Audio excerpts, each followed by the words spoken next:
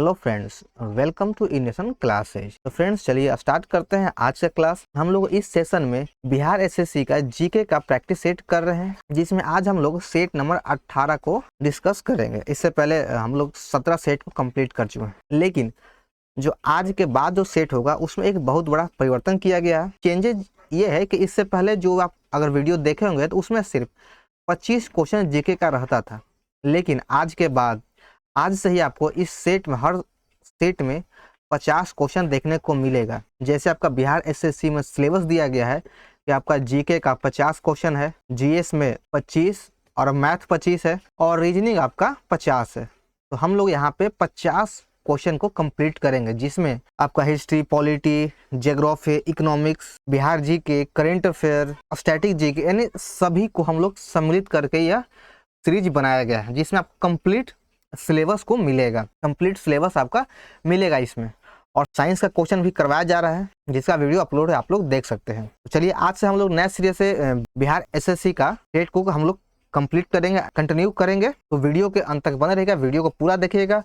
और अगर आपको वीडियो अच्छा लगे तो वीडियो को लाइक और चैनल को सब्सक्राइब करना न भूलें, और इस वीडियो को अपने दोस्तों में शेयर जरूर कर दीजिएगा। तो चलिए आइए देखते हैं पहला क्वेश्चन। पहला क्वेश्चन दिया गया है कि भारतीय संविधान में सर्वाधिक प्रभाव निम्न में से किसका माना जाता है। तो आप लोग जानते हो कि हमारा संविधान कई देशों, कई अनुच्छेदों से लेकर बनाया गया है। तो यही बोला गया है कि उसमें हमारे संविधान में सबसे अधिक प्रभाव किसका है। ऑप्शन है कि भारत सरकार अधिनियम 1935, यूएसए का संविधान, ब्रिटिश संविधान या सोवियत संघ रूस का संविधान। तो हमारे संविधान में सबसे अधिक प्रभाव भारत सरकार अधिनियम 1935 का पड़ा है। ऑप्शन ये सही हो जाएगा। बाकी ये विभिन्न देशों से भी ग्रहण किया गया है। दूसरा क्वेश्चन है, भारतीय संविधान द्वारा प्रारंभ में कितने मौलिक अधिकार प्रदान किए गए थे। तो जब शुरुआत में जब भारतीय संविधान बना तो उस समय हमारे संविधान में 7 मौलिक अधिकार था। सही उत्तर हो जाएगा बी। राज्य के नीति निर्देशक सिद्धांत में कौन सा गांधीवादी दर्शन पर आधारित नहीं है। इन चारों ऑप्शन में से अगर हम बात करें तो जो आपका ऑप्शन डी है, मजदूरों का संरक्षण, यह गांधीवादी दर्शन पर आधारित नहीं है।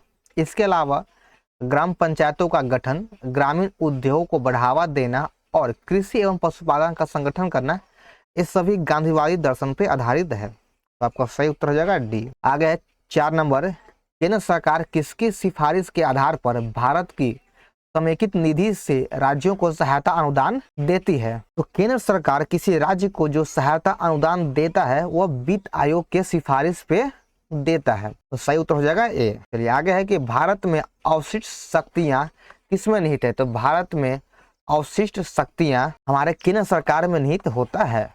अवशिष्ट शक्तियां हमारे केंद्र सरकार में निहित होता है। ऑप्शन ए बिल्कुल सही है।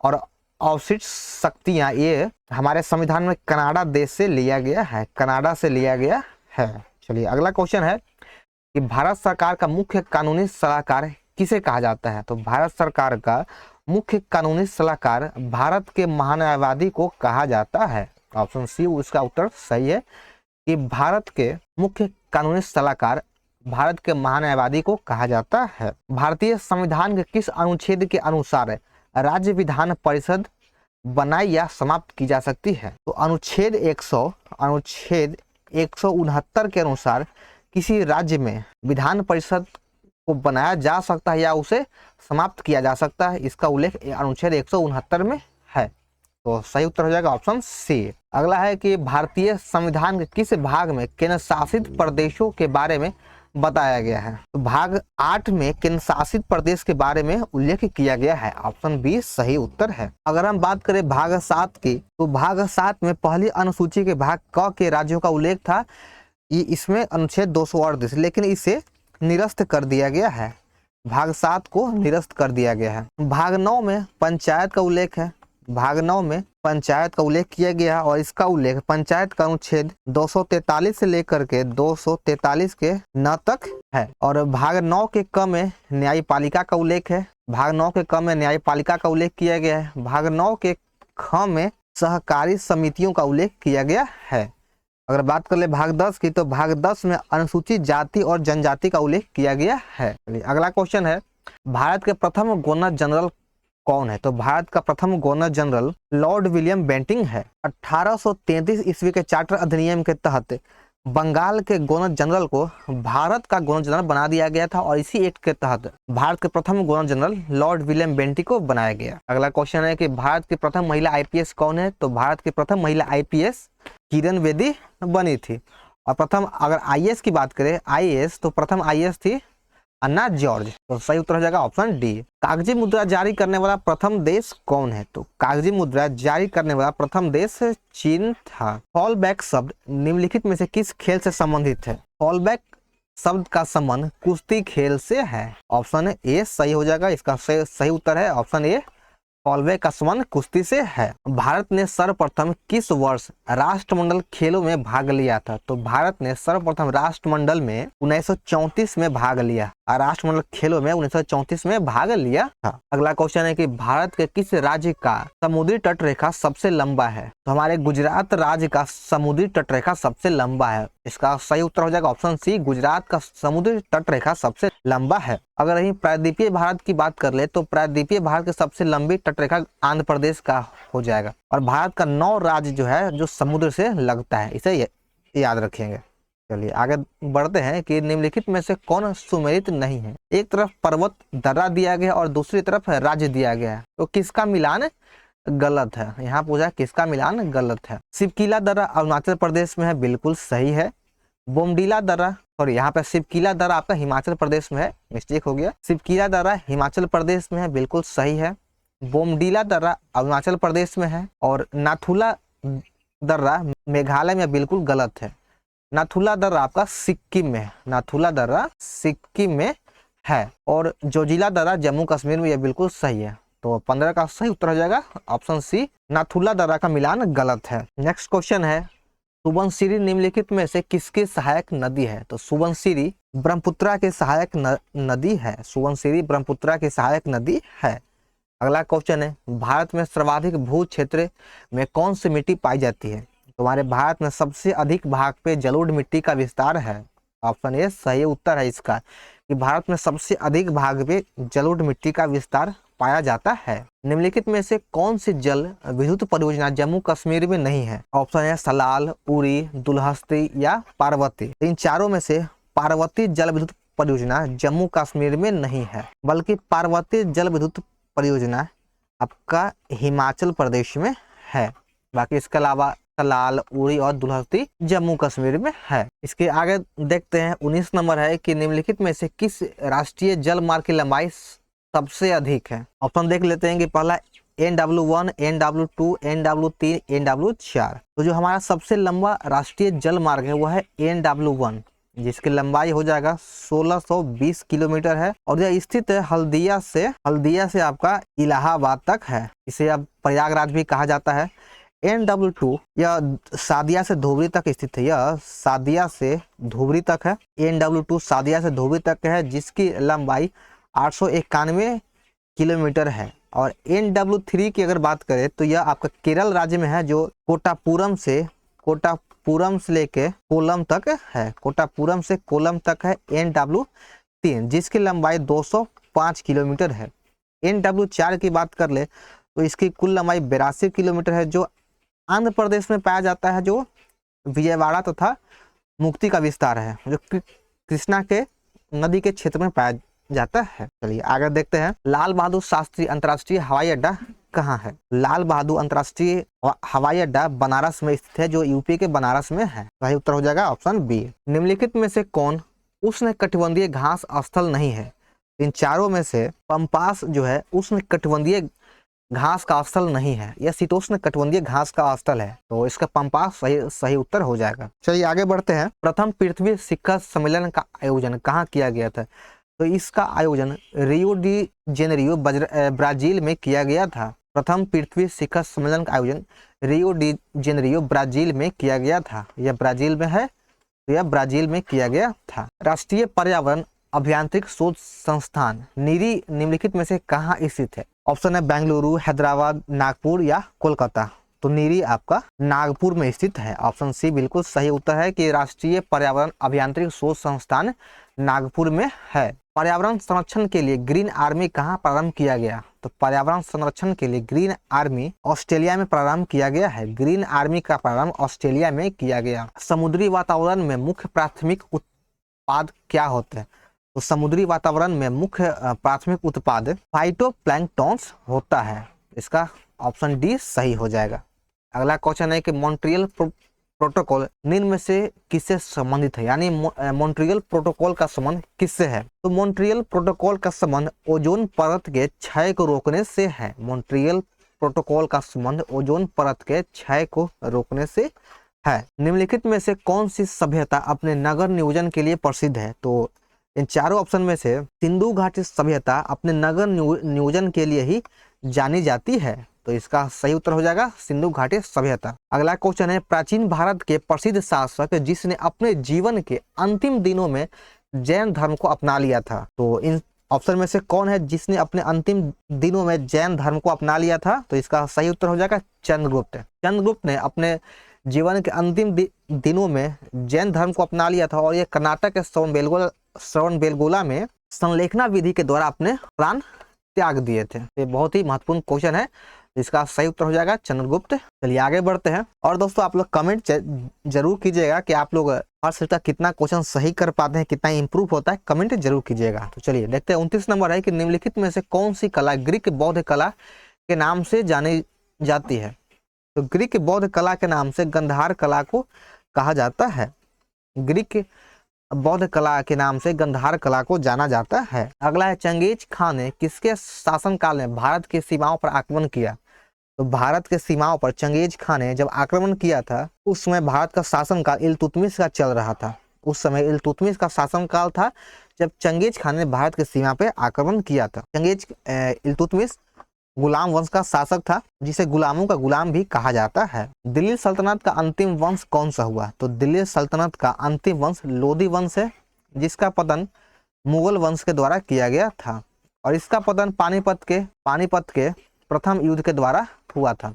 पानीपत का प्रथम युद्ध 1526 ईस्वी में हुआ था जो बाबर और इब्राहिम लोधी के मध्य में हुआ था। इसी के बाद लोधी वंश का समाप्त हो गया। आगे अकबर द्वारा शुरू किया गया नया धर्म दीन इलाही का मूल उद्देश्य क्या था? तो दीन इलाही धर्म का मूल उद्देश्य विश्व बंधुत्व था। ऑप्शन ए सही है। दीन इलाही धर्म की शुरुआत अकबर के द्वारा किया गया था जो मुगल वंश का शासक था। भारतीय राष्ट्रीय कांग्रेस के प्रथम मुस्लिम अध्यक्ष कौन थे? तो भारतीय राष्ट्रीय कांग्रेस के प्रथम मुस्लिम अध्यक्ष बदरुद्दीन तैयबजी थे जो कांग्रेस का जो तीसरा अधिवेशन हुआ था उसमें यह अध्यक्ष बने। चलिए आगे बढ़ते हैं। 34 नंबर है साबरमती आश्रम की स्थापना गांधी जी के द्वारा कब किया गया? तो साबरमती आश्रम की स्थापना गांधी जी के द्वारा 1917 में किया गया था। ऑप्शन सी बिल्कुल सही है। अब यहाँ पे कुछ लोग कंफ्यूज होंगे कि भाई गांधी जी ने तो साबरमती आश्रम की स्थापना 1915 में किए थे। तो देखिए यहाँ पे क्लियर हो जाइएगा कि जब गांधी जी भारत में आए तो उन्होंने 1915 में आश्रम की स्थापना की, लेकिन इस आश्रम को 1917 में साबरमती नदी के किनारे शिफ्ट कर दिए तो वहाँ नाम पड़ गया था साबरमती आश्रम।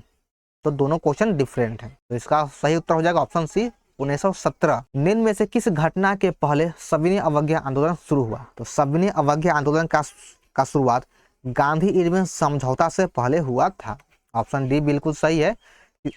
सविनय अवज्ञा आंदोलन की शुरुआत गांधी इरविन समझौता जो मार्च 1931 में हुआ था इससे पहले हुआ था। अगला क्वेश्चन है कि रविंद्रनाथ टैगोर की गीतांजलि निम्न में से किसका संग्रह है? तो गीतांजलि में किसका संग्रह किया गया है? तो गीतांजलि में कविताओं का संकलन संग्रह किया गया है। तो इसका सही उत्तर हो जाएगा कविताओं। भारत ने किस देश को हराकर पहली बार थॉमस कप का खिताब जीता है? तो भारत ने थॉमस कप का खिताब इंडोनेशिया को हरा के जीता है। ऑप्शन हो जाएगा बी नंबर सही है कि इंडोनेशिया को हराकर थॉमस कप जीता है। अगला क्वेश्चन है कि हाल ही में भारत के नए मुख्य निर्वाचन आयुक्त किसे बनाया गया है? तो भारत के नए मुख्य निर्वाचन आयुक्त राजीव कुमार को बनाया गया है। ऑप्शन ए बिल्कुल सही है। दुनिया के पहले पहियों पर संग्रहालय यानी म्यूजियम ऑन व्हील्स का उद्घाटन भारत के किस शहर में किया गया है? तो पहियों वाला संग्रहालय भारत के कोलकाता शहर में किया गया यानी पश्चिम बंगाल के कोलकाता में किया गया है। तो सही उत्तर हो जाएगा डी नंबर कोलकाता। निम्नलिखित में से कौन सी संस्था भारत में करेंसी नोट जारी करती है? तो करेंसी नोट जारी करने वाली संस्था हो जाएगी वह है भारतीय रिजर्व बैंक। भारतीय रिजर्व बैंक के द्वारा ही करेंसी नोट जारी किया जाता है। तो इसका सही उत्तर हो जाएगा भारतीय रिजर्व बैंक। भारतीय साख समितियों द्वारा कृषकों को किस प्रकार का ऋण उपलब्ध कराया जाता है?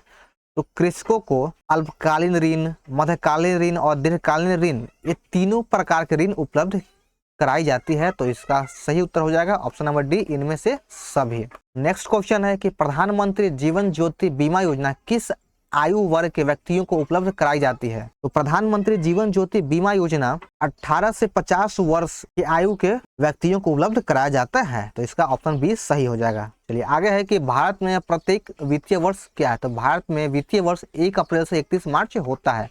ऑप्शन सी इसका सही उत्तर है। अगला क्वेश्चन है कि बिहार राज्य वन्य जीव परिषद की 10वीं बैठक में बिहार सरकार ने राज्य के किस वन्य जीव अभ्यारण्य को टाइगर रिजर्व बनाने का प्रस्ताव दिया है? तो यह प्रस्ताव दिया गया है कैमूर वन्यजीव अभ्यारण्य को बनाने के लिए। तो इसका सही उत्तर हो जाएगा कैमूर वन्यजीव अभ्यारण्य। 45 नंबर क्वेश्चन है मिथिला क्षेत्र के निम्नलिखित में से किस मछली को जीआई टैग प्राप्त करने के प्रयास के तहत बिहार सरकार द्वारा मछली विशेषज्ञों की एक टीम गठित की गई है? तो यह किस मछली के लिए गठित किया गया है? तो यह गठित किया गया है रेहू मछली के लिए। जो बिहार के अगर होंगे तो उन्हें पता होगा कि रेहू मछली बहुत ही फेमस है। अगला क्वेश्चन है हाल ही में बिहार के किस जिले में पर्यटन विकास के लिए जल कीड़ा केंद्र खोलने का प्रस्ताव है? तो जल कीड़ा केंद्र खोलने का प्रस्ताव किया गया है कहाँ के लिए? तो यह कैमूर में किया गया है। ऑप्शन सी सही उत्तर है। अगला क्वेश्चन है कि मनरेगा के लिए वित्त वर्ष 2024-25 में कितने करोड़ बजट का प्रावधान है? तो 2024-25 से मनरेगा के लिए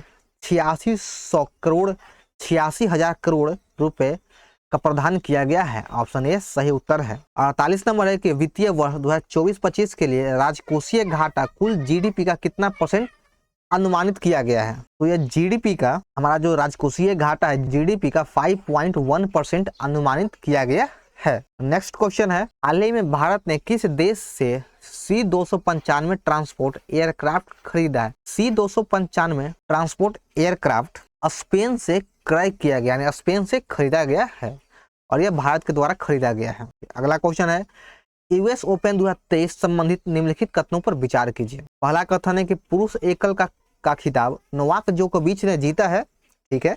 और अगला है कि महिला एकल का खिताब अमेरिका की कोको ग्राफ ने जीता है। तो इसमें से दोनों कथन आपका सत्य है। ये अभी दोनों सही है कि पुरुष एकल का खिताब नोवाक जोकोविच के द्वारा जीता गया, यह बिल्कुल सही है। महिला एकल का खिताब अमेरिका की कोको गॉफ के द्वारा जीता गया है। तो ये दोनों कथन सत्य है। अगला क्वेश्चन है कि हाल ही में किस रेलवे स्टेशन को इंडियन ग्रीन बिल्डिंग काउंसिल द्वारा उच्चतम प्लेटिनम रेटिंग के साथ ग्रीन रेलवे स्टेशन प्रमाण पत्र से सम्मानित किया गया है? तो ग्रीन रेलवे स्टेशन प्रमाण पत्र से विजयवाड़ा रेलवे स्टेशन को सम्मानित किया गया है। ग्रीन रेलवे स्टेशन प्रमाण पत्र से विजयवाड़ा रेलवे स्टेशन को सम्मानित किया गया है। तो इसका सही उत्तर हो जाएगा Vijayawada railway station. Option number C इसका बिल्कुल सही उत्तर है। तो चलिए दोस्तों, यहाँ पे हमारा सेट नंबर 18 समाप्त होता है। तो आप लोग को वीडियो कैसा लगा कमेंट करें, लाइक करें और चैनल को सब्सक्राइब ना भूलें।